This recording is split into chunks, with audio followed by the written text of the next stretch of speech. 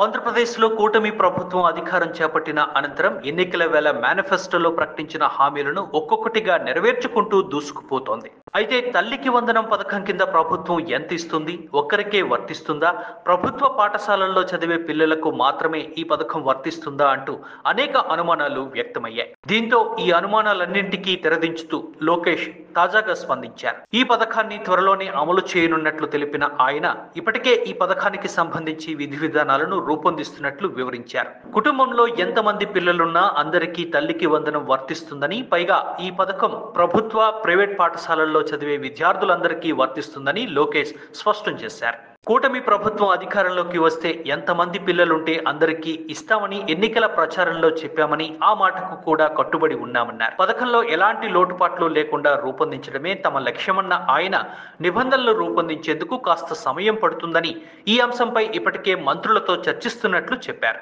కాగా గత ప్రభుత్వ హయాంలో ఒక్కొక్కరికి 15,000 రూపాయలు ఇస్తామని చెప్పి ఆ తరువాత 14,000, అనంతరం 13,000 రూపాయలకు కుదించారన్నారు. అదేవిధంగా అర్హతకు సంబంధించిన నిబంధనలను కూడా గత ప్రభుత్వం మార్చిందన్నారు. ఇలాంటి లోటుపాట్లు లేకుండా పథకాన్ని పారదర్శకంగా అమలు చేసేందుకు తాము కసరత్తు చేస్తున్నట్లు చెప్పారు. తల్లికి వందనం కింద ప్రతి ఒక్కరికి 15,000 రూపాయలు ఇస్తామని లోకేష్ ఈ సందర్భంగా స్పష్టం చేశారు.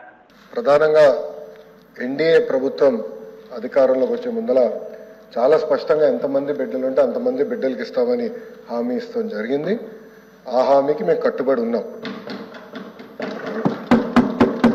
రెండో అంశం అధ్యక్ష, అందుకే గైడ్ లైన్స్ రూపొందించడానికి కొంచెం సమయం కావాలని అడిగాం. నేను కూడా ఇది కొంచెం సీరియస్గా తీసుకుంటున్నా.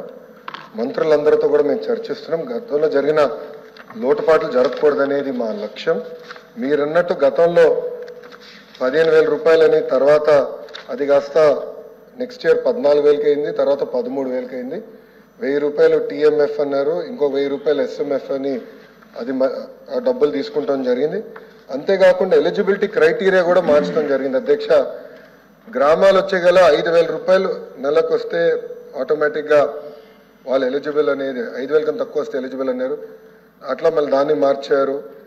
భూమి కూడా అది కూడా మార్చారు. దాని తర్వాత ఎలక్ట్రిసిటీ కన్జంప్షన్ విషయంలో కూడా కొన్ని నుసుకలు జరిగినాయి.